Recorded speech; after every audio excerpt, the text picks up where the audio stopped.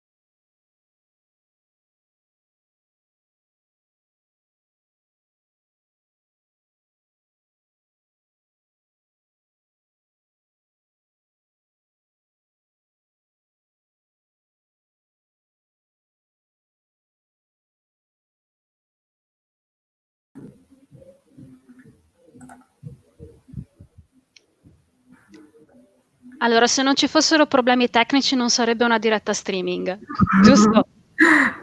Esatto. Buongiorno a tutti. Buongiorno a tutti, diamo il benvenuto a chi ci sta seguendo. Io sono Antonella, sono l'addetta stampa della FNP CISL Veneto. Le mie colleghe sopra di me, Mariana Uccilli dello SPI e Silvia 40 della WILP. Vi diamo il benvenuto a Immuni da Cosa, la violenza di genere ai tempi del Covid-19. C'era un video che da quel che abbiamo capito si è visto ma non si è sentito, dove le 3 coordinatrici donne dei sindacati dei pensionati, Roberta Cabrelle della FNP, Rosana Bettella dello SPI e Lorenza Cervellina della WILP, vi davano il benvenuto, che in questo momento stiamo rifacendo noi, a questo evento e vi introducevano al significato di questa mattinata, di questa oretta e mezza al massimo che passeremo insieme. A me il compito di spiegarvi cosa, perché Immuni da Cosa è un titolo che vuole essere ironico ma anche amaramente ironico, perché questa mattinata prende un po' le mosse da alcuni dati che abbiamo analizzato. Nei primi mesi di quest'anno, praticamente, caratterizzati però anche in 3 mesi dal lockdown, praticamente tutti i reati sono diminuiti tranne quelli che hanno le donne come vittima. I reati che hanno donne come vittime, che si riconducono alla violenza domestica e alla violenza familiare, sono rimasti in proporzione invariati o sono aumentati, ma soprattutto sono aumentati i femminicidi. Nei primi 6 mesi dell'anno sono state uccise 53 donne, più 8 rispetto ai primi 6 mesi del 2019. Nei primi 10 mesi dell'anno le vittime di femminicidio sono arrivate a essere 91. Stanotte a Cadoneghe, in provincia di Padova, c'è stato l'ennesimo omicidio di una donna. Un altro dato che ci ha colpito è un'indagine che ha fatto l'Istat sui contatti dal numero 1522, che è il numero violenza e anti-stalking. Solo nei mesi di lockdown, e qui il dato è nazionale, le richieste di aiuto, le telefonate o le richieste via chat di aiuto al 1522 sono aumentate del 120%. Si è passati da 6.956 contatti a 15.280, questo in tutta Italia. Nel nostro Veneto l'aumento è del 72%, i contatti sono stati 868. Quindi questi numeri ci hanno fatto riflettere, anche perché sappiamo benissimo che la violenza fisica, quando si manifesta fisicamente o verbalmente, però comunque quando è concreta, è solo la fine di un processo che ha delle radici profonde nella nostra cultura e nella nostra società. Passo la parola a Mayla. Intanto mi spiace che non si sia sentito il video, casomai se riusciamo ad essere nei tempi possiamo riproiettarlo, perché insomma volevamo aprire con il saluto delle nostre segretarie, però come diceva Antonella, a volte queste cose succedono e succedono sempre in diretta.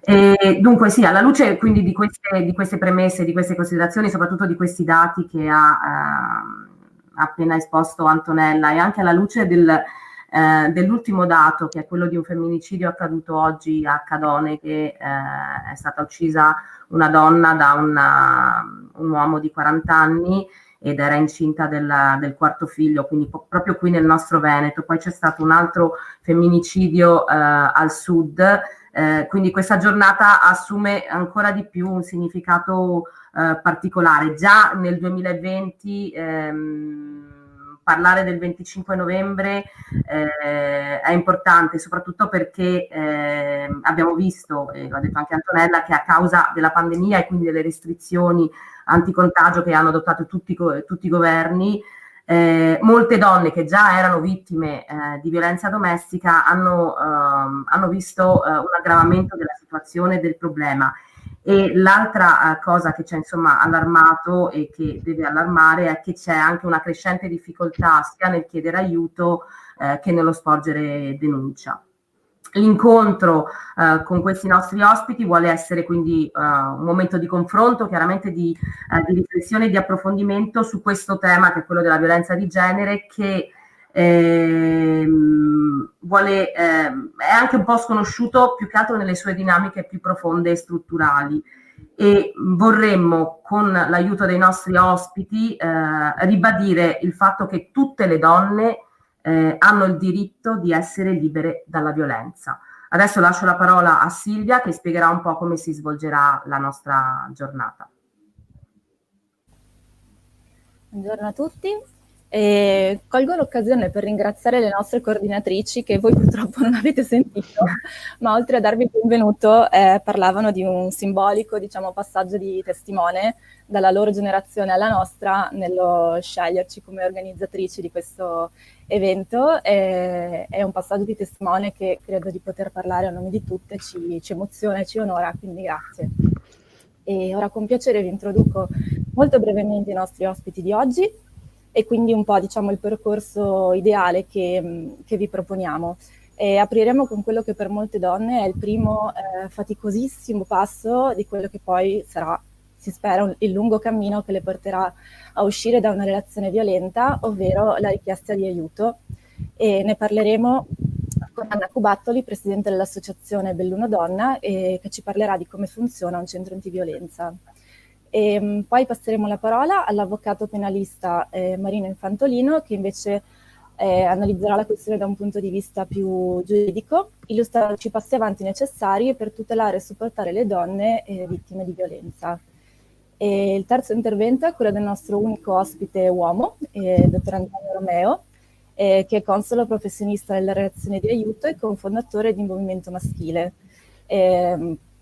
Ci parlerà del percorso che possono affrontare gli uomini per superare il problema della violenza, e fortunatamente in alcuni casi, ecco, con successo. E poi parleremo con Eleonora Pinzuti, che è docente, saggista e formatrice, e con lei faremo un salto nell'attualità più stringente, parlando degli stereotipi che si sono creati intorno alle donne durante la pandemia. E abbiamo scelto di chiudere non con un intervento, ma con un monologo teatrale molto intenso, molto bello, interpretato da Ottavia Piccolo, attrice. Vi ricordo che è possibile commentare dai social network e che se ci seguite su YouTube e su Facebook avete un piccolo scarto di una quindicina di secondi, quindi ci sentite un pochino in ritardo. E ho parlato anche troppo, quindi passo la parola ad Antonella. Dunque, adesso vicino a me comparirà magicamente Anna Cubattoli, che è appunto presidente dell'associazione Belluno Donna, e l'associazione gestisce un centro antiviolenza, ma anche gli sportelli sul territorio che, come Anna ci dirà, alla fine in un territorio non metropolitano come è la provincia di Belluno, che è per di più montana, fondamentali per essere dove le donne hanno bisogno, vero Anna? Certo, siamo alla periferia del regno, in effetti. Buongiorno, grazie davvero per avermi invitato in questa giornata simbolicamente molto importante per permettermi di raccontare di noi, di chi siamo, di che cosa facciamo. Innanzitutto vorrei fare un brevissimo inciso. La violenza maschile contro le donne è un fenomeno trasversale che interessa oltre a tutti gli strati sociali, tutti i paesi del mondo, nessuno escluso. È un grave problema culturale e sociale che è basato sulla disparità di potere fra uomini e donne che per secoli e fino a tempi recentissimi è stato quasi invisibile perché è talmente insito nelle tradizioni, nelle leggi, nei valori dominanti da passare del tutto inosservato, quasi fosse un evento naturale. Per fortuna, dopo anni di duro lavoro, di strenue lotte, tutto questo è stato universalmente riconosciuto, ma è solo con la Convenzione di Istanbul del 2011, che si è ottenuto uno strumento giuridicamente vincolante. La violenza contro le donne e anche la sola minaccia di agirla sono diventate una violazione dei diritti umani e pertanto perseguibile penalmente. Questo tipo di violenza quindi non è dunque un fatto privato ma un grave problema culturale e sociale. Ed è per opporsi a tutto questo che nel 2003 è nata l'associazione Belluno Donna che l'anno dopo ha aperto il primo e unico centro finora antiviolenza della provincia di Belluno. Cos'è un centro antiviolenza? Un centro è un luogo dove il progetto politico di cercare di cambiare la cultura, di eliminare gli stereotipi e i pregiudizi che legittimano la violenza stessa, si coniuga con una pratica di supporto e di accoglienza verso le donne che la subiscono. In questo luogo le donne vittime di molestie, maltrattamenti, violenze, sia in famiglia che nel sociale, possono, con l'aiuto di operatrici appositamente formate, riconquistare autonomia, dignità, autostima, nel rispetto della loro cultura, della loro etnia e religione.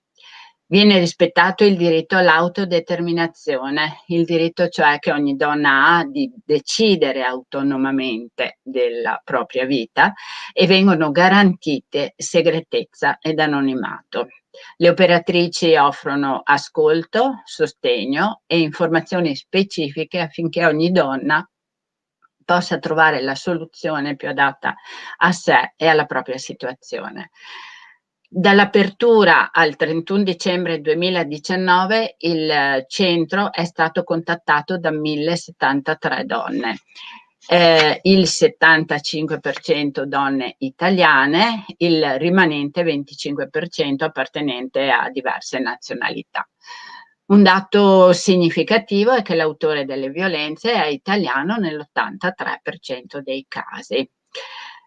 Nel solo 2019 ci ha contattato una donna nuova, cioè una donna che non aveva mai avuto contatti col centro antiviolenza, ogni 2 giorni e mezzo.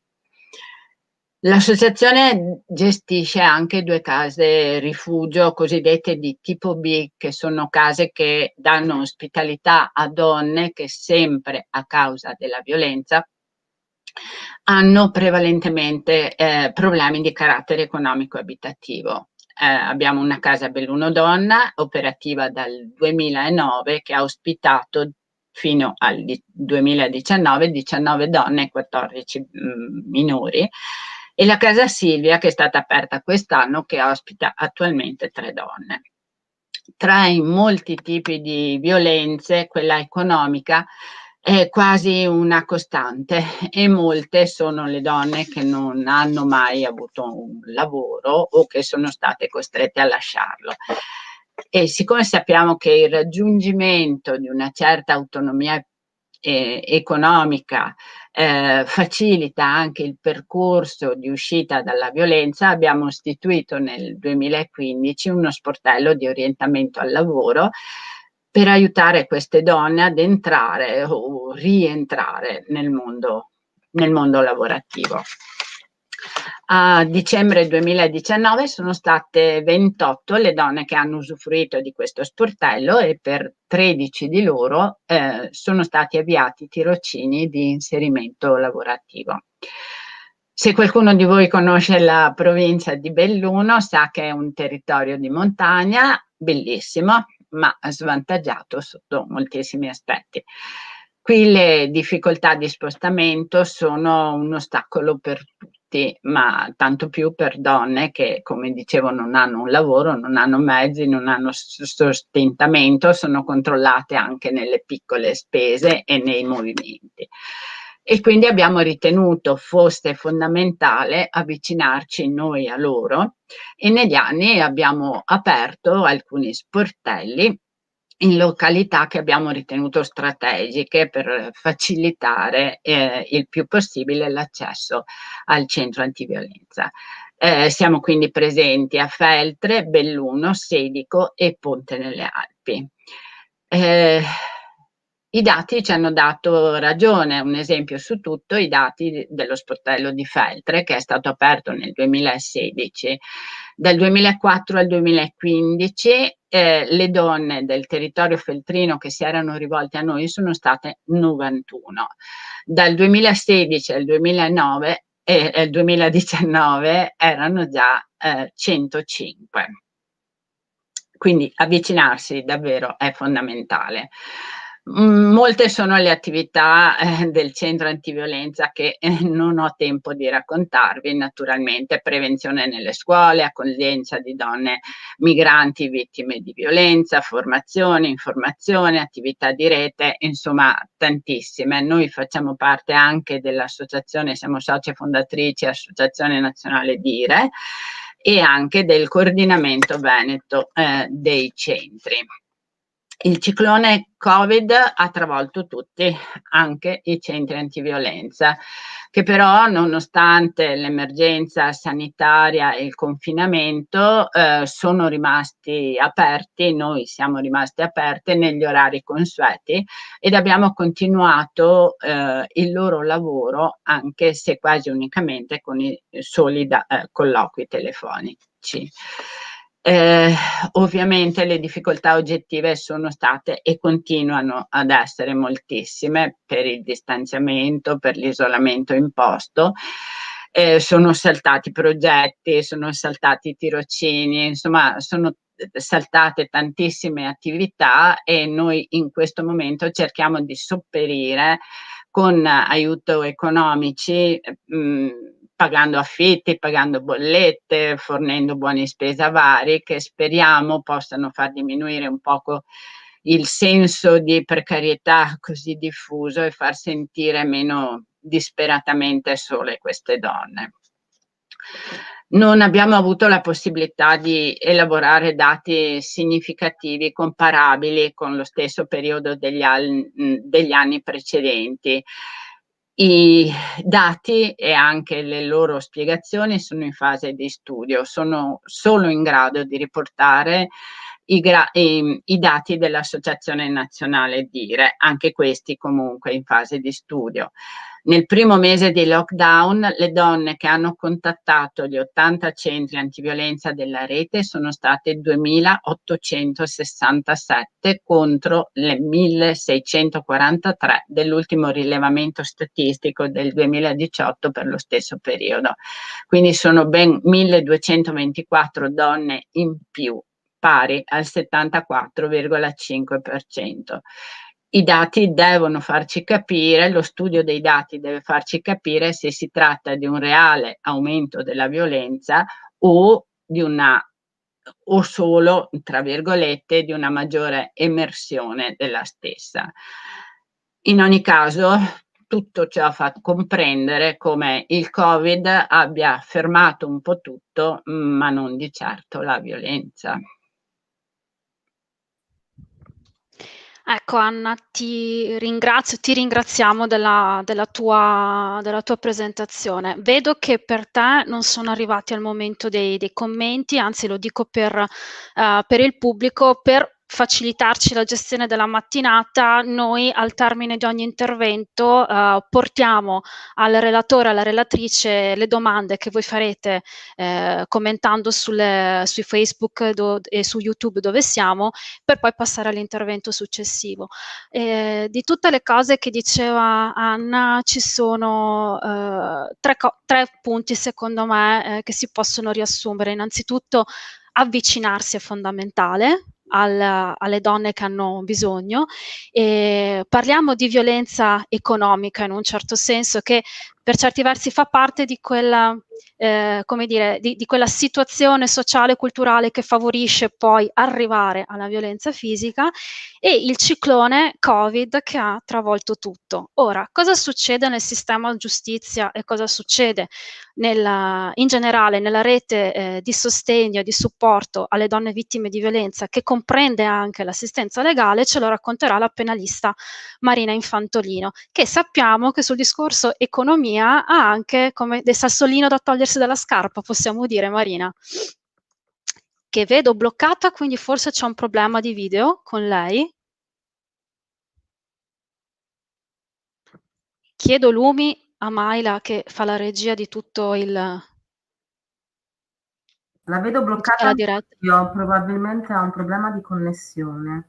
Probabilmente sì.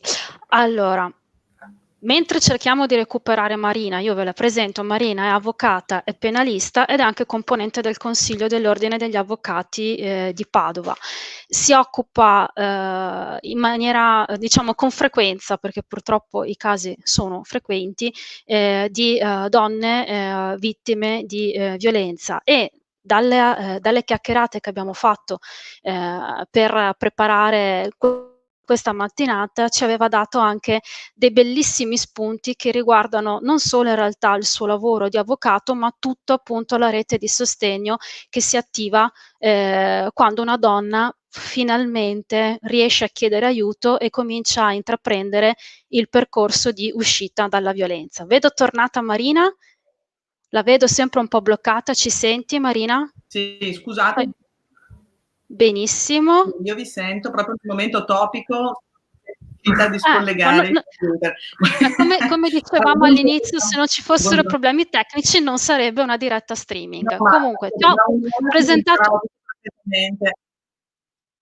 ho presentato ben 2 volte, adesso ti lascio la parola definitivamente.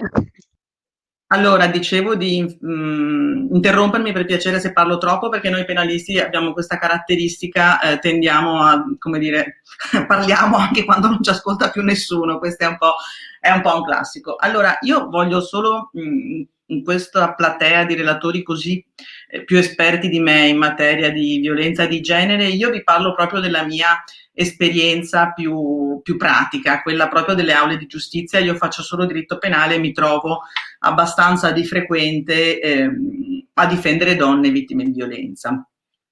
E allora l'esperienza più pratica e più brutale mi viene da un noto investigatore padovano, era capo della squadra mobile, che in passato, che una volta ha detto questo: quando c'è l'omicidio di una donna bisogna cercare, interrogare 3 persone.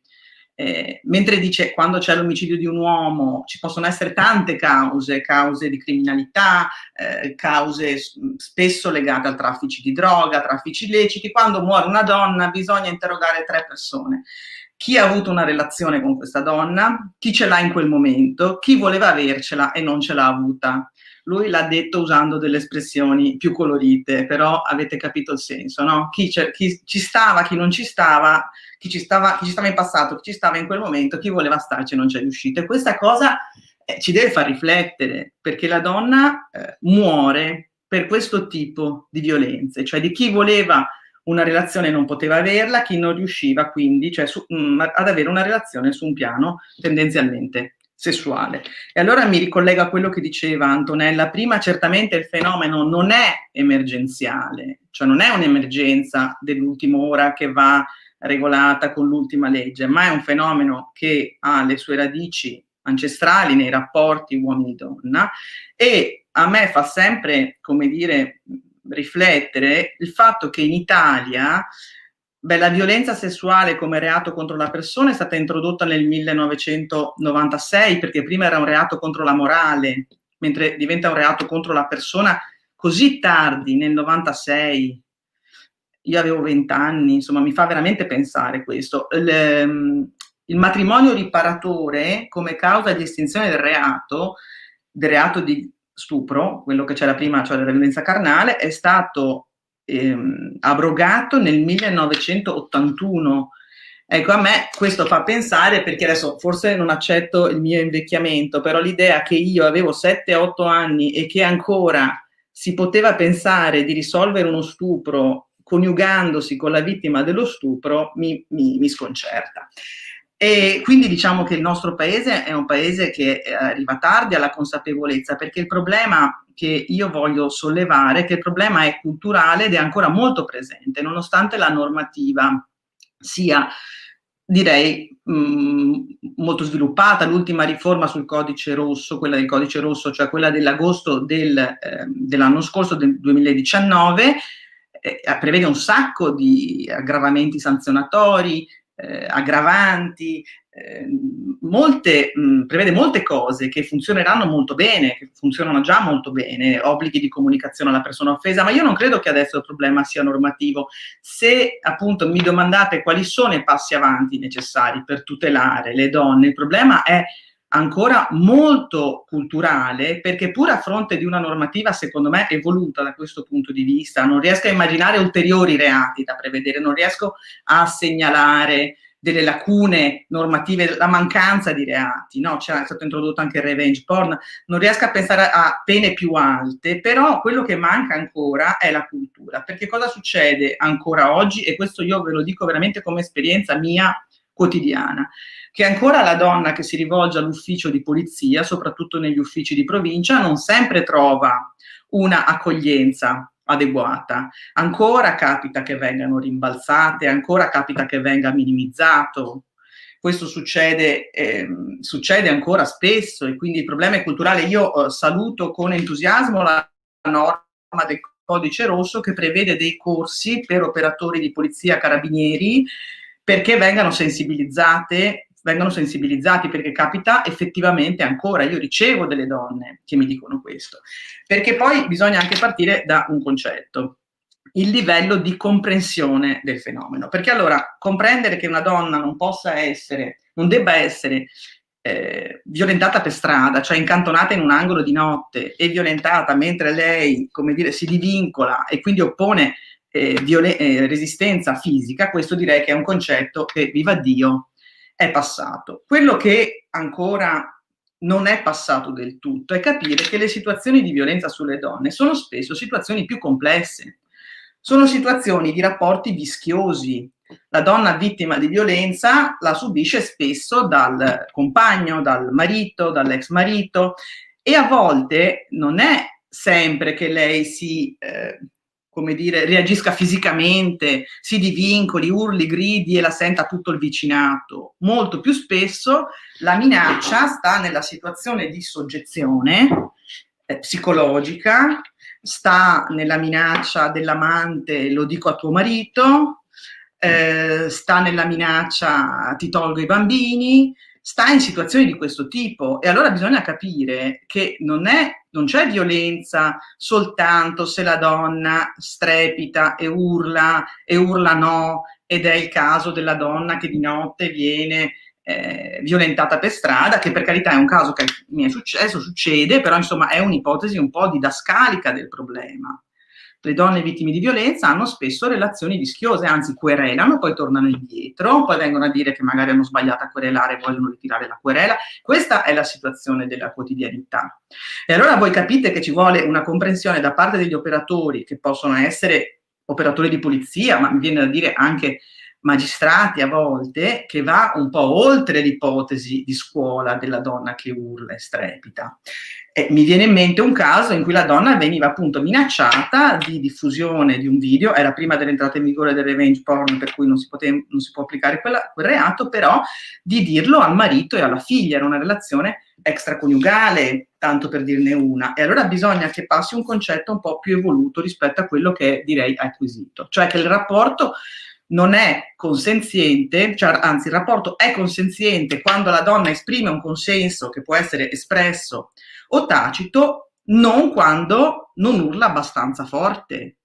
Nel senso, il fatto che la donna non si ribelli a sufficienza a quel rapporto non implica il consenso di quella donna, e questo è un fenomeno, un problema che ancora riscontriamo a livello culturale e anche direi nelle aule di giustizia, perché il processo alle donne vittime di violenza è ancora tanto un processo in cui la processata è la vittima, in cui vengono continuamente poste delle domande.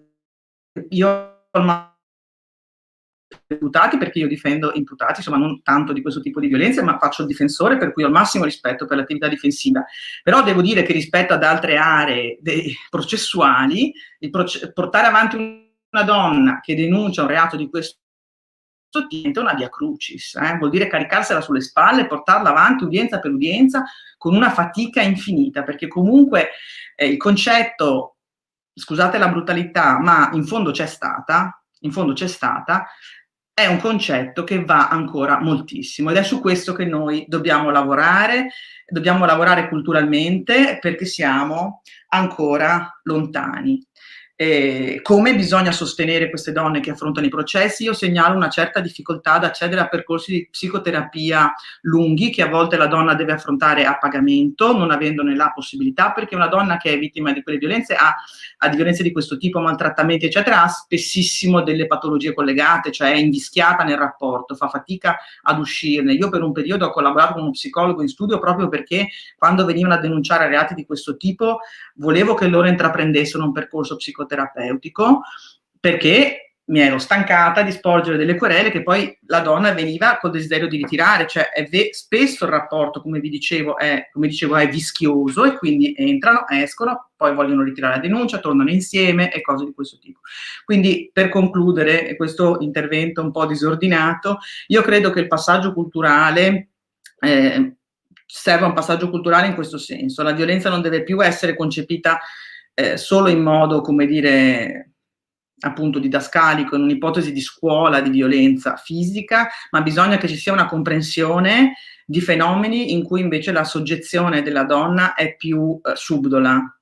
Però c'è, perché queste donne subiscono effettivamente violenza, cioè avere un rapporto sessuale con una donna che viene prima minacciata del fatto, con messaggi del tipo io ti rovino, cose di questo tipo, quello non è un rapporto consenziente, anche se la donna non ha urlato e fatto strepiti faville.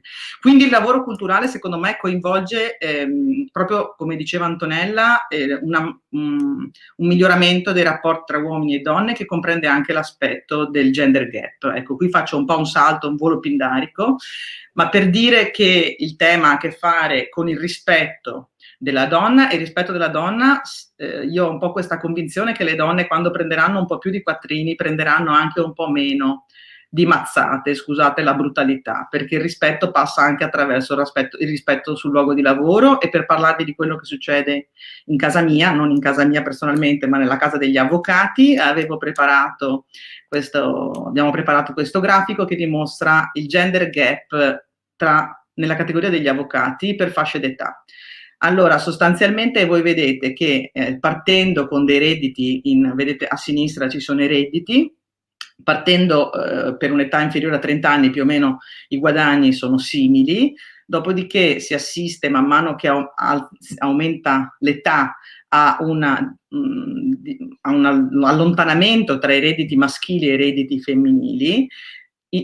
che non caratterizza solo la fase, diciamo, fertile della donna, quindi quella in cui la donna ha bambini piccoli, perché qualcuno obietta che, essendo noi tutti liberi professionisti, la donna che lavora meno guadagna meno, se sta a casa guadagna meno, ma che continua questo gender gap ad affliggere le donne anche quando, diciamo, i bambini non sono più così piccoli, quindi nella fascia d'età 50-54 anni, 55-59 anni, 60-64, quindi la donna continua a guadagnare meno del collega uomo. Questo avviene, questo è un grafico realizzato con i redditi dichiarati alla Cassa Forense, che è il nostro ente previdenziale, quindi che si basano sulle dichiarazioni dei redditi degli avvocati. Si può pensare che c'è un fenomeno diffuso di evasione fiscale, ma questo non è una cosa che distingue uomini da donne, quindi semmai è come dire, distribuito uniformemente. Rimane il fatto che praticamente in tutte le fasce d'età le donne avvocato guadagnano circa la metà degli uomini avvocato.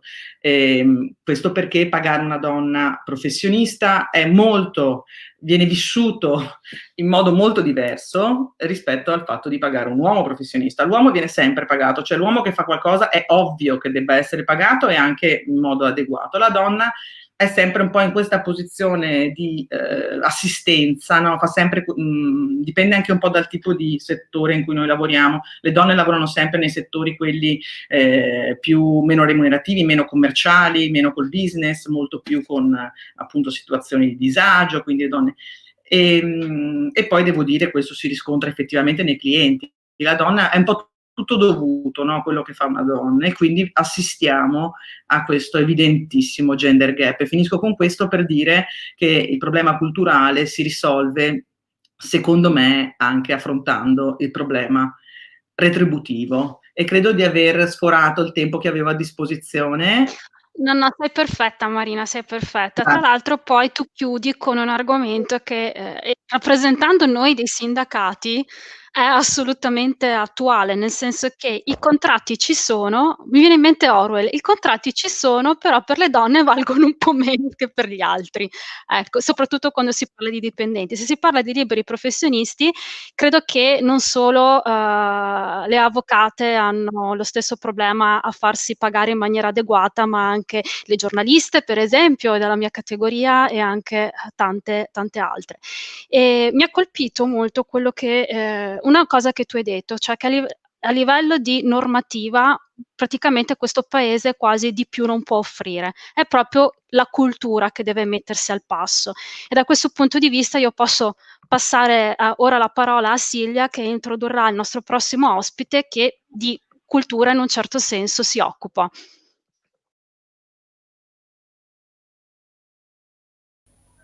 Eccoci, mi hai tolto le parole di bocca, Antonella, nel senso che stavo proprio per citare il passaggio sul problema culturale. Adesso parliamo con il dottor Antonio Romeo, che è console professionista nelle relazioni di aiuto con specializzazione nella violenza in famiglia e di genere.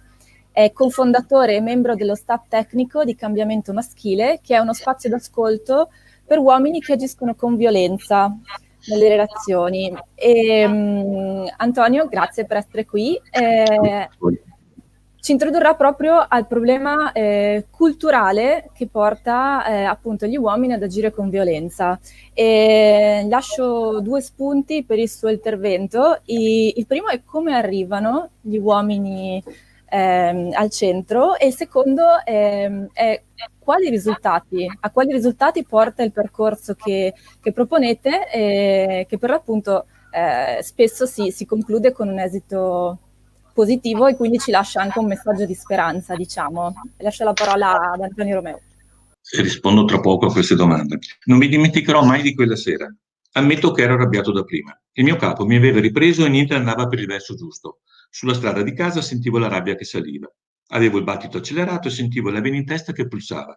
Quando ho aperto la porta di casa già sapevo cosa aspettarmi. La casa era in condizioni pietose e c'erano i giochi dei bambini sparsi ovunque.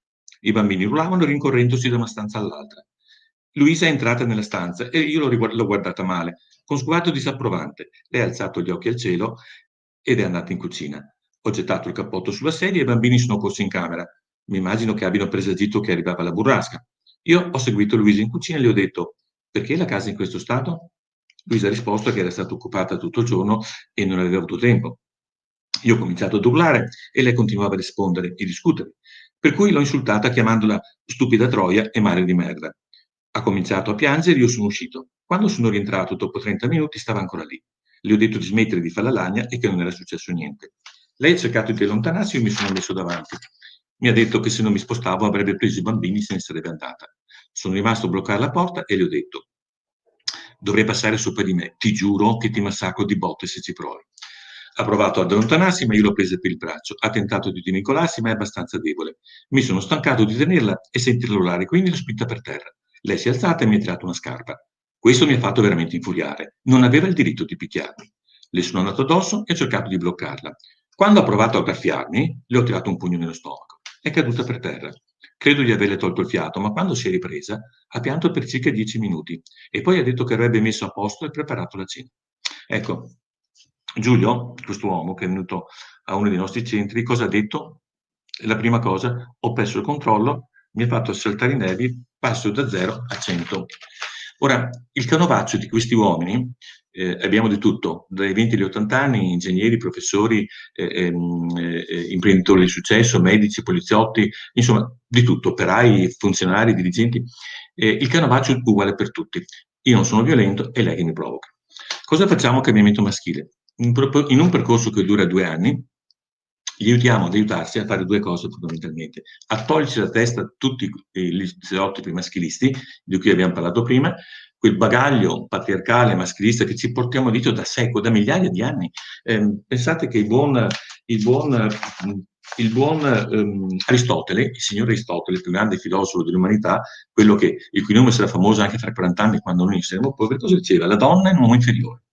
Il buon Pitagora, filosofo greco antico, matematico, taumaturgo, astronomo, scienziato, politico e fondatore a Crotone di una delle più importanti scuole di pensiero dell'umanità, la scuola pitagorica, diceva, questo bravo uomo, c'è un principio buono che ha creato l'ordine, la luce e l'uomo, e un principio cattivo che ha creato il caos, le tenebre e la donna. Da quel punto a oggi non è cambiato molto. Un uomo che ha scritto La voce della violenza, il dottor Fidone, lo trovate nei negozi, nelle librerie, neuropsichiatra infantile, psichiatra, ex primario ospedaliero, ha scritto che l'emancipazione femminile praticamente vado veloce perché bisogna leggere tutte, insomma, praticamente a causa, ecco, l'emancipazione femminile ha creato un profondo squilibrio nei rapporti fra i generi, destabilizzando l'armonia della nostra società civile.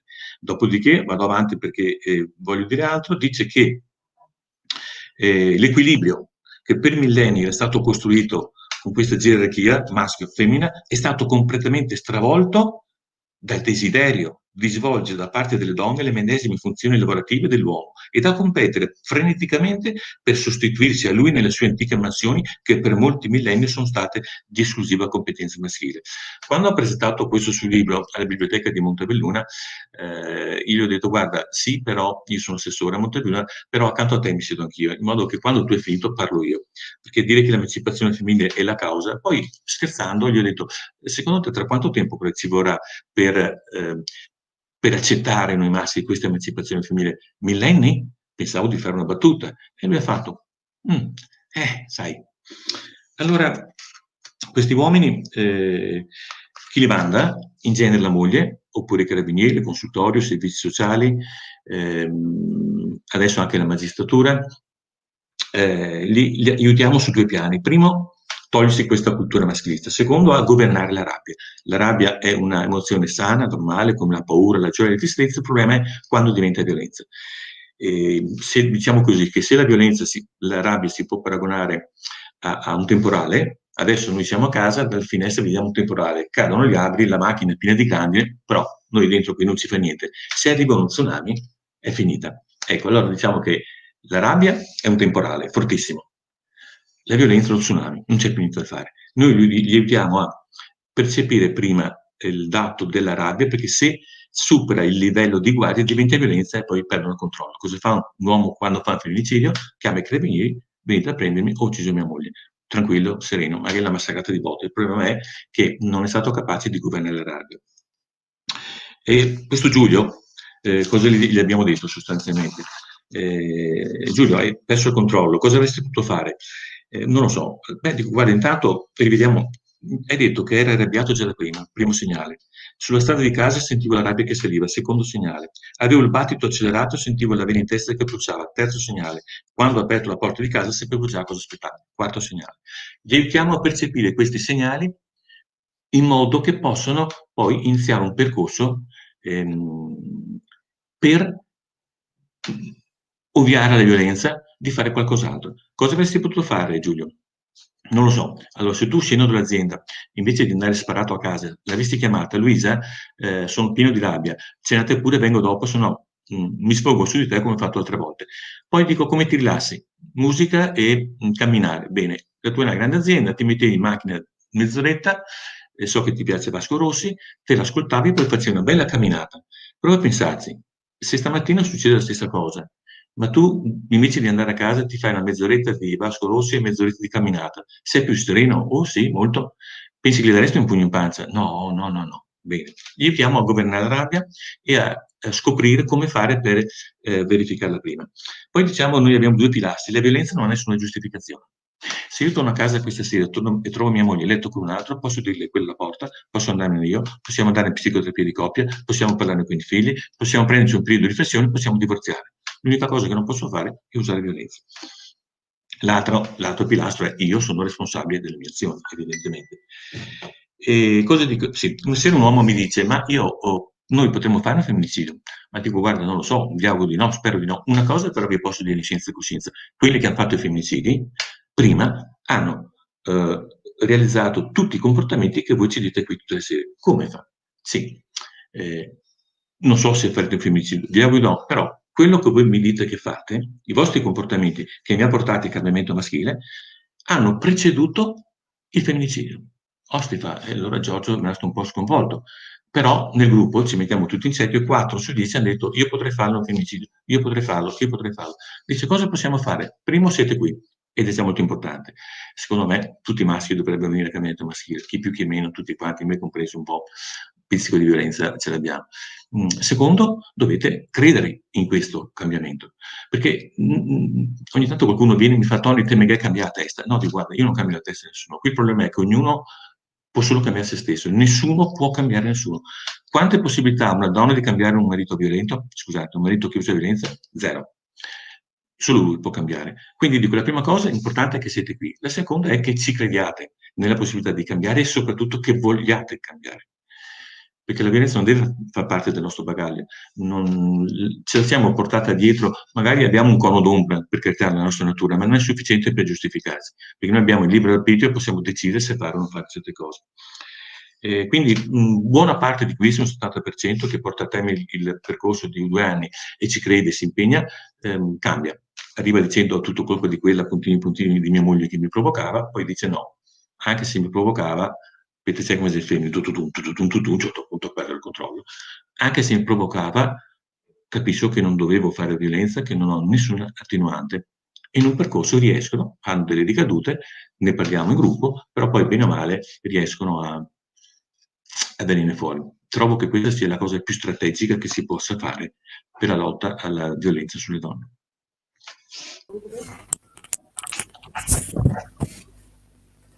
La ringrazio.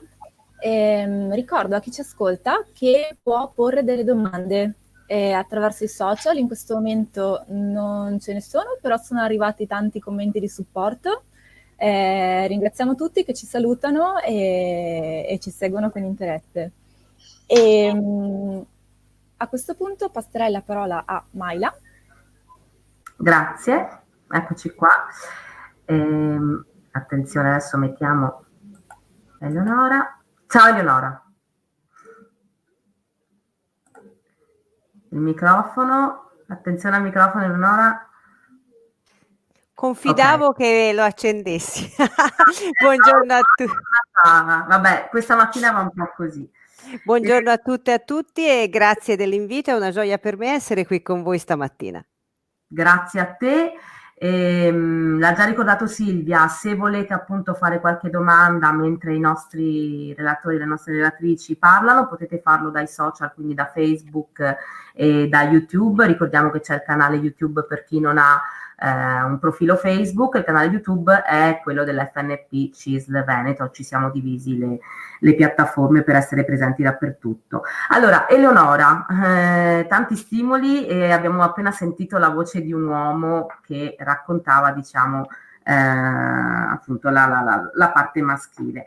Vorrei introdurti, noi dello SPI CGIL ti conosciamo bene, però è giusto insomma dire chi sei. Eleonora è una docente, saggista, scrittrice, formatrice professionista, conferenziera, e con Eleonora noi abbiamo fatto tanti progetti, si occupa di linguaggio di genere anche, e quindi vorremmo indagare con lei un altro aspetto di questa tematica che oggi trattiamo, che è la violenza di genere, e vorremmo soffermarci quindi sulla parte del linguaggio, perché c'è anche appunto questa violenza, soprattutto nel periodo in cui viviamo, che si sviluppa nei social, sui giornali. Abbiamo visto anche come si sono mosse le giornaliste chiedendo di utilizzare un modo di raccontare questi fatti di cronaca che fosse corretto, che non andasse a rendere le vittime ancora un'altra volta vittime di violenza, se l'uomo poi viene raccontato come assalito dalla rabbia e quindi quasi sembrerebbe giustificato. Il titolo che abbiamo voluto dare al tuo intervento, scusate, mi sta ancora apparendo quello di Antonio Romeo, è Narrazioni femminili durante la pandemia. Quindi la domanda che ti pongo è questa, Eleonora. Tu credi che sia stata stereotipizzata ancora una volta la donna nel linguaggio appunto utilizzato dalla stampa, dai social, in generale dal mondo del web? Pensiamo alle infermiere viste come eroine, alle mamme tuttofare, quindi si sono utilizzate queste modalità, ma c'è stato davvero un reale ascolto della narrazione femminile? Lascio a te questo stimolo. Ma sai, da secoli il soggetto donna è narrato all'interno appunto dei racconti maschili. In sostanza le donne hanno preso la parola, la voce, hanno scritto, si sono raccontate, hanno espresso la loro visione sul mondo a partire sostanzialmente da un paio di secoli e in modo più massiccio dal secolo scorso. Ho ascoltato con estrema attenzione tutti gli interventi preziosi e anche l'ultimo di Antonio Romeo, che diceva che nessuno può cambiare nessuno. Io credo che invece tante e tanti possono cambiare molti e moltissimi. E quello che facciamo oggi è proprio per questo. Perché? Perché di fatto noi viviamo ancora in una rappresentazione del femminile profondamente tossica, i cui assunti e le cui strategie non sono spesso rilevate neanche dalle donne stesse. A partire, come dicevi tu, dal linguaggio di genere, la necessità di declinare le professioni al femminile perché le donne esistono in quelle funzioni e in quelle azioni. Non è un fatto meramente grammaticale o un vezzo, diciamo così, femminile o peggio ancora, visto come spesso è tacciato il nome femminista. È proprio invece l'asserzione della realtà del femminile nel mondo e nelle professioni. Quindi, primo elemento di narrazione è questo: nominare il femminile all'interno della realtà, renderlo esistente all'interno della realtà grazie anche al linguaggio. Poi, di contro, c'è l'importanza che la donna stessa capisca e colga la strumentazione che di lei viene fatta all'interno delle narrazioni. È abbastanza facile rilevare la tossicità e la malevolenza di come un recente stupratore è stato, diciamo così, raccontato da un giornale importante. Un vulcano è stato spento. No, uno stupratore è stato consegnato alla giustizia. Questo è abbastanza rilevabile e su questi elementi si sono anche attivate giornaliste, professioniste, insomma siamo molto presenti sul dire e l'insegnare laddove possiamo come debba essere narrata la violenza di genere.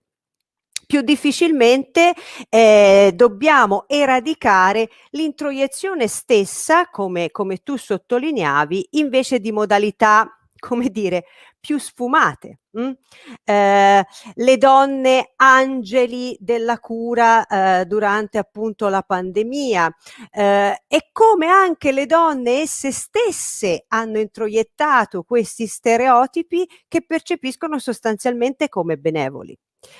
Donne e uomini debbono far la loro parte sia durante un'emergenza di questo tipo che durante la DAD, che durante il corso della vita familiare e domestica, e la narrazione, diciamo così, autoscritta, cioè quando le donne raccontano se stesse e anche invece rappresentate, deve tenere assolutamente conto di questo aspetto.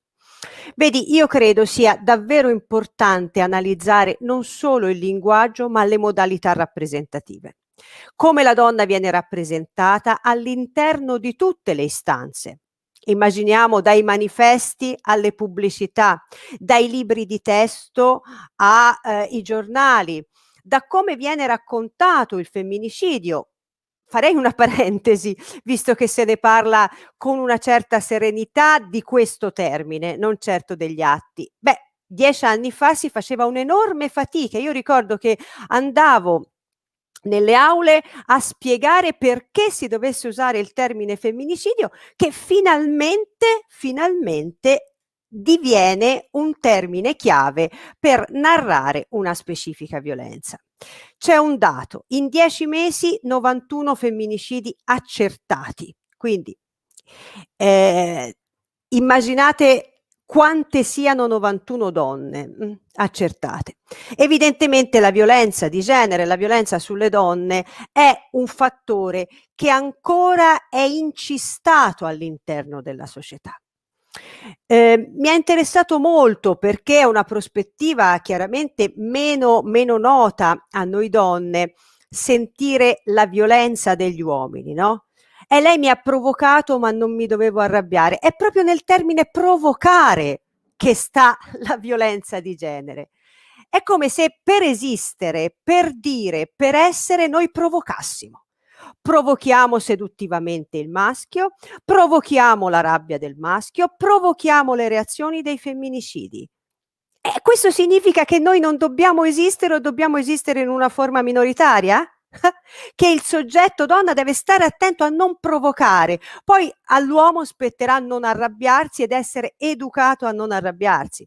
No, c'è una prospettiva patriarcale e neopatriarcale, e cioè la donna deve stare al suo posto, io mi incivilisco, però insomma sostanzialmente i suoi atti sono atti di fastidio e io devo imparare a contenerli. In questo c'è tutto l'elemento patriarcale, vedi? Che noi dobbiamo imparare a disinnescare. Il problema di fondo qual è? Lo dico a te, lo dico a tutti coloro e a tutte coloro che ci ascoltano, è che queste strategie sono invisibili. Mentre il patriarcato nel Novecento agiva sulle leggi e sostanzialmente marginalizzando la donna in virtù di leggi che non le consentivano di fare certe cose, adesso, come bene ha detto l'avvocata, marginalizza non consentendo una parità economica, non consentendo una parità rappresentativa, non consentendo una parità cognitiva, non consentendo una parità di linguaggio. Per parità cognitiva mi riferisco a un recente tweet di un editore che ha detto: dopo la Gisburg e la Morante, ditemi quali donne scrittrici valevoli ci sono, il che è abbastanza significativo perché di decenni ne sono passati. Ecco che cos'è il linguaggio, diciamo così, maschile e maschilista che cancella la donna. Detto questo, cioè posto un problema enorme di rappresentazione, non solo durante la pandemia, diciamo trasversalmente alla pandemia, che cosa e come possiamo risolverlo? Perché è evidente che anche la giornata internazionale debba servire a porre in atto strategie. Non fare non serve, ci serve fare, ci serve modificare, ci serve cambiare. E io credo davvero che serva profondamente far comprendere come la violenza sia intrinseca nelle azioni e nelle reazioni di potere fra individui, fra uomo e donna, che gli stereotipi introiettati di cui tu parlavi sono invisibili alla donna stessa. La donna si sente degenere se si sottrae a un ruolo, se declina le faccende domestiche per occuparsi di se stessa, se magari fa meno attenzione alle fatiche anche di educatrice per occuparsi dei propri interessi e dei propri desideri. Già questo è un elemento fortemente inficiante la soggettività femminile e la libertà femminile. In tal senso è necessario veramente, ciascuno per la sua parte, proporre, istituire non solo momenti del genere assolutamente essenziali, ma anche modalità diverse di racconto, modalità diverse di linguaggio e soprattutto far capire, far portare ad evidenza come anche le donne debbono sottrarsi a una narrazione altrui. Si parla spesso di colpevolizzazione della donna, no? Appunto mi ha provocato e spesso le donne stesse hanno talmente introiettato questo meccanismo che lo replicano e lo insegnano magari alle figlie e ai figli senza rendersi conto che condannano loro stesse e le generazioni più giovani a subire le stesse forme di violenza e di marginalità. Quindi io vedo davvero il necessario cambiamento in una molteplicità di funzioni che sono tutte quelle che abbiamo ascoltato oggi. I centri antiviolenza sono essenziali, la tutela legale è essenziale, lavorare sugli uomini violenti è essenziale, ma bisogna che tutto questo sia all'interno di una nuova percezione della realtà, che qualcuno ci faccia vedere come si crea e come si collegano tutte queste forme di violenza. La violenza è un moloch sostanzialmente, come posso dire, compatto. Se noi riusciamo a vederne il disegno, se noi riusciamo a raccontarne il disegno, noi ne sveliamo la trama, ne sveliamo la trappola violenta e a quel punto sarà molto più difficile per le donne e per gli uomini caderci dentro. Grazie. Grazie Eleonora, mi piace che hai sempre questa diciamo positività nell'approccio della cosa giusta, ed era quello che volevamo passare come messaggio, quindi una nuova percezione della realtà. Hai parlato di disinnescare alcuni meccanismi che sono introiettati all'interno dell'essere donna anche purtroppo. Hai usato la parola cambiare, modificare, fare, proporre, istituire, riassumendo un po' tutti gli interventi degli altri relatori. Quindi insomma è quello che davvero vorremmo fare, ed era anche l'obiettivo un po' che avevamo con questa iniziativa. Sono arrivati dei commenti che vorrei mostrare, allora, di Sandra Frigo. Era relativo forse più all'intervento anche del dottor Antonio Romeo. Penso ai figli, c'è un errore, che subiscono le violenze sulle mamme, soprattutto maschi, come saranno da adulti. Credo anche un lavoro di sensibilizzazione dei ragazzi maschi, soprattutto da figure maschili, tipo il dottore che è appena intervenuto. E un altro commento che invece ci arriva da Patrizia Cassetta, grazie intanto. Educare per prevenire, ci sta, per l'uomo che è consapevole di atteggiamenti violenti. Parliamo delle pene, dare pochi anni non aiuta, un omicida, uno che toglie la vita, ergastolo. Non so, farei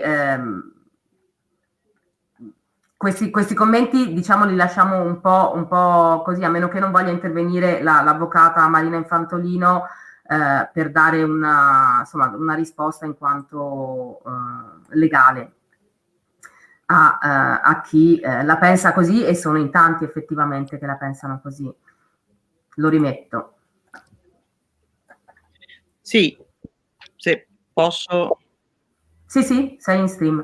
Ah, ci sono? Allora, tenete presente che innanzitutto le pene ci sono e non sono pene per niente lievi, cioè sono pene importanti, vengono irrogate, vengono espiate. C'è un sistema anche dal punto di vista penitenziario che oggi impedisce la sospensione dell'esecuzione della pena per i reati di questo genere. No, questa idea buttiamo via la chiave è un'idea, come dire, un po' miope del problema. Tenete presente che poi la sanzione comunque arriva con calma, adesso non funziona così, la pena deve essere comunque proporzionata al fatto, noi non possiamo rinchiudere una persona sine die per dare una pena esemplare, la pena esemplare non può essere data in un paese serio, perché la pena deve essere a parte rieducativa, ma deve essere commisurata al fatto commesso. Diciamo che le pene in questa materia qui sono già molto elevate, ma noi dobbiamo abbandonare l'idea che sparare delle sanzioni risolva il problema. Non è questo. Il problema è che invece, perché se poi nessuno denuncia, io gli posso dare anche la pena di morte, ma insomma il problema è che le pene, che i reati vengano denunciati, che la donna sia messa in condizione di uscire da questa situazione senza dover affrontare un cammino defatigante in maniera esasperata, che ci sia comprensione intorno a lei, che quindi negli uffici a cui lei si rivolge riceva un trattamento adeguato, un'accoglienza adeguata, ma la pena deve essere commisurata al fatto, non può essere una pena sparata, perché questo non è, è un'idea, come dire, un po', mi consenta, ma è un po' ingenua, insomma, ecco. Quindi non funziona così. Quello che noi dobbiamo fare è semmai rendere più facile la denuncia, perché queste donne possano uscire di casa, ma mi viene da dire anche con degli interventi semplici. Ci sono donne che non escono di casa, leggevo l'altro giorno su un giornale, perché hanno paura di abbandonare gli animali di affezione, nelle case famiglia non accolgono i cani e i gatti e queste non escono di casa per questo motivo. Allora non è che ci serve dargli l'ergastolo, ci serve attrezzare una casa d'accoglienza dove una possa andare con i suoi figli, ci serve comunicare al giudice civile della separazione che questa donna deve uscire di casa, perché noi, come dire, non possiamo partire per scalare una montagna e fermarci al primo ristorante, come diceva una canzone, no? Cioè noi dobbiamo affrontare i problemi nella loro quotidianità, e la donna ha quel problema lì, trovare una casa che l'accoglie, trovare una casa che accolga i suoi figli, che accolga semmai, se serve, anche il cane, voglio dire, questo è un problema reale, non ci serve affliggere ulteriormente. Poi questi uomini, comunque la pena in Italia per Costituzione, articolo 27,3, è una pena che deve essere rieducativa, non può essere una pena esemplare, perché la pena esemplare non è rieducativa, perché è ingiusta rispetto al fatto commesso, anche quell'uomo ha dei diritti, insomma, tanto per capirci. Non so se mi sono spiegata. Assolutamente chiarissima, grazie. C'è un altro commento per Eleonora, adesso lo proiettiamo. Eccola qua, Angela Villa arriva da Facebook e ci dice: dobbiamo superare lo stereotipo di donna che è dentro e fuori di noi. Sì, Angela, dobbiamo decostruirlo proprio, dobbiamo capirlo, dobbiamo vederlo, dobbiamo smontarlo e poi dobbiamo metterlo da parte, perché evidentemente tutte noi siamo cresciute a pane e Cenerentola, Nutella e Biancaneve, tutte noi siamo cresciute all'interno di un contesto dove la mascolinità, la virilità, l'essere uomo aveva, diciamo così, una valorizzazione maggiore, ma comportati da uomo è un valore, comportarsi da donna o da donnetta spesso è un disvalore quando non è una regola.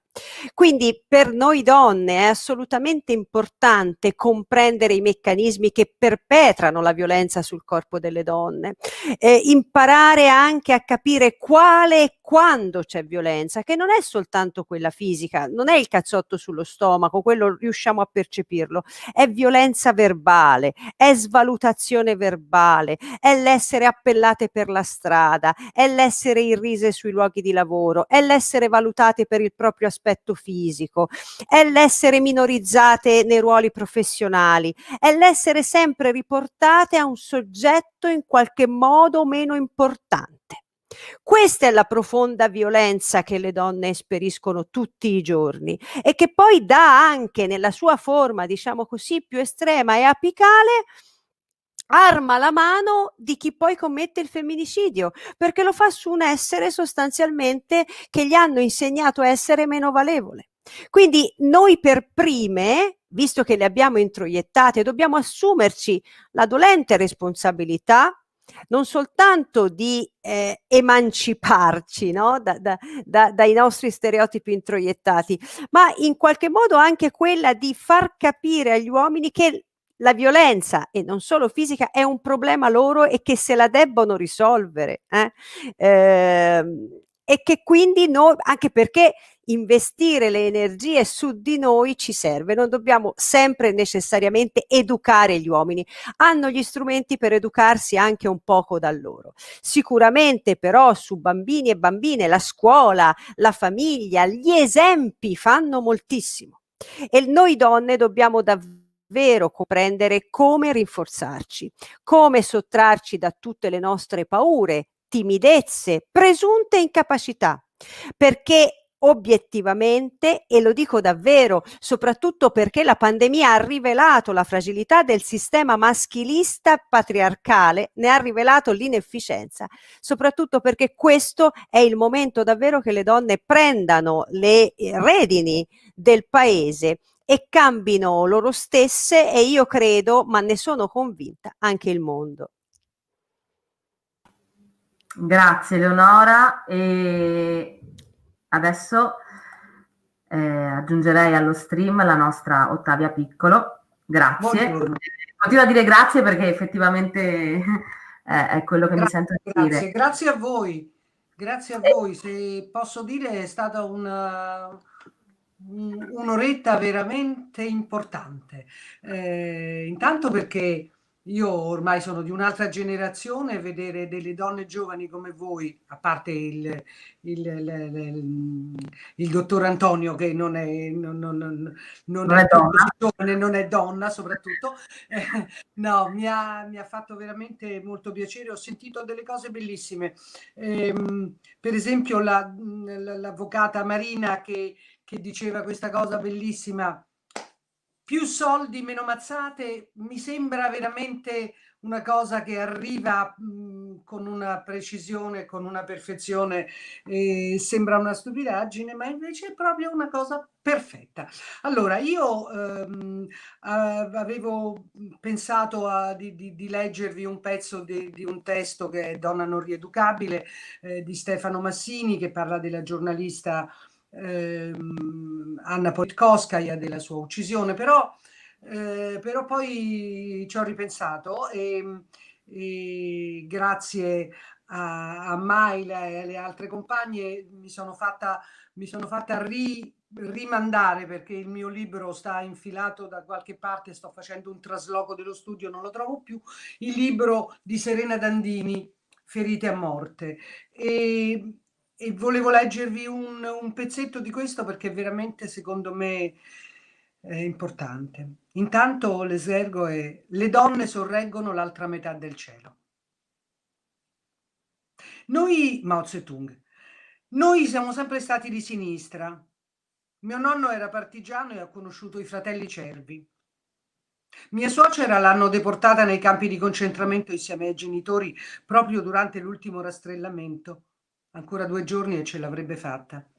Ma il confine tra dannazione e salvezza è una linea così sottile che anch'io me la sono persa. Mi potevo salvare. Chi se l'aspettava che sarebbe andata a finire così?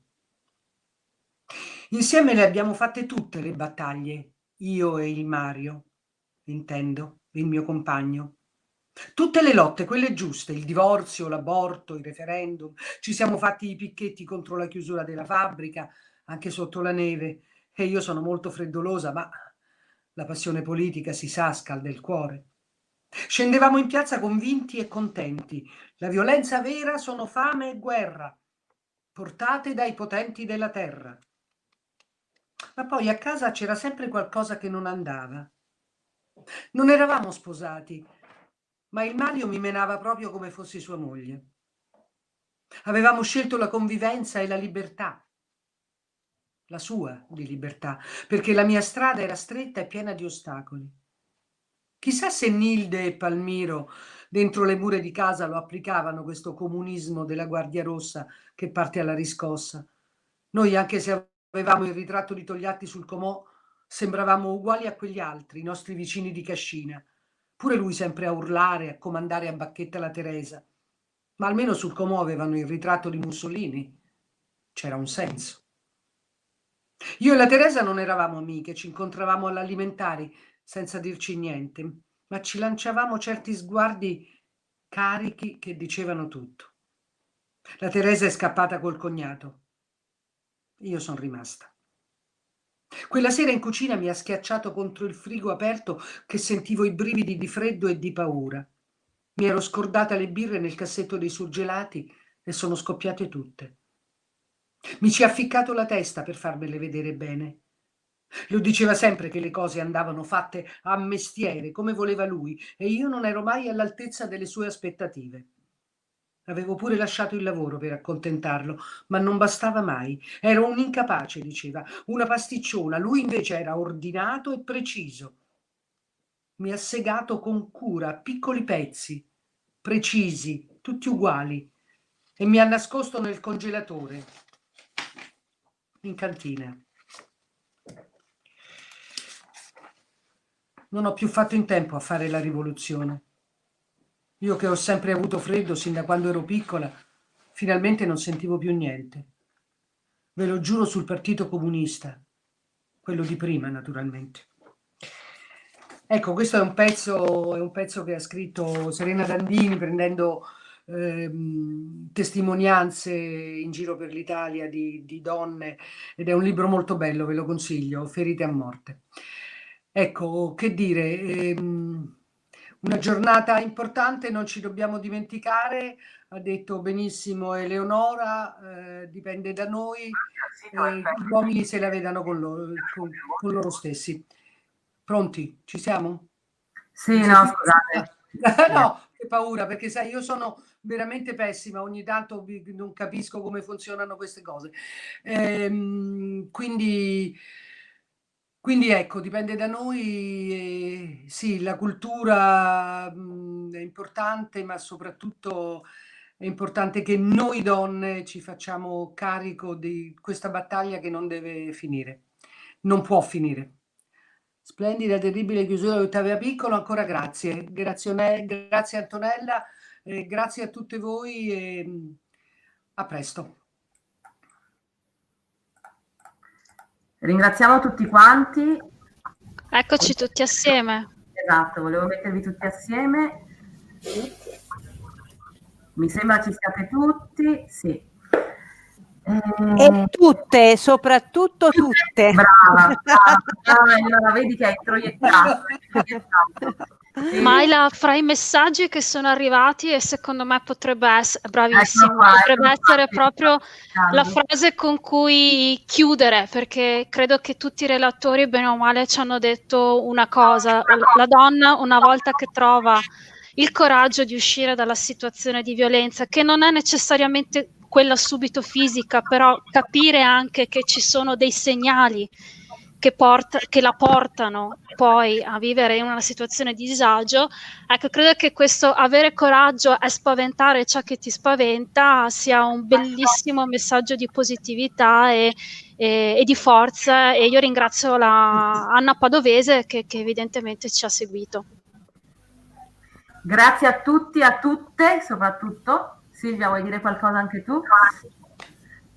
No, direi che mi aggiungo al ringraziamento per i nostri relatori, che veramente ci hanno tutti regalato degli interventi molto preziosi, che ecco, spero anche che a me personalmente hanno, diciamo, sì, acceso un po' una riflessione anche diciamo un po' diversa, un po' anche con degli spunti nuovi sul tema, e quindi spero che chi ci ha ascoltato, ecco, abbia vissuto la stessa esperienza. Buona giornata, buon 25 novembre. Grazie.